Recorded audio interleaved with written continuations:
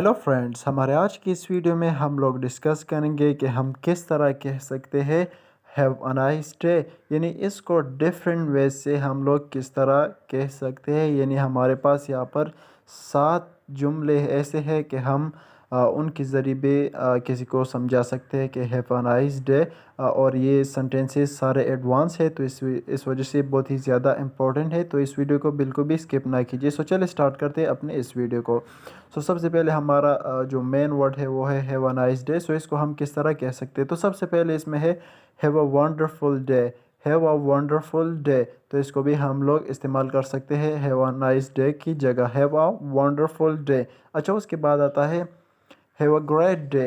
Have a great day, इन सब का मीनिंग अच्छा है। Have a great day. अच्छा, उसके बाद आता है हैव अ ग्रैंड डे।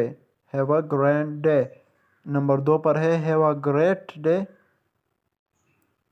और उसके बाद है have a grand day. Grand grand day. अच्छा, उसके बाद है have a cheerful day. Have a cheerful day. अच्छा, उसके बाद है may your day be blessed. May your day be blessed. May your day be blessed. अच्छा, उसके बाद है enjoy this day and every day. enjoy this day and every day. enjoy this day and every day. So ये थे दूसरे veg जिसके साथ आप लोग कह सकते हैं हैव अ नाइस डे।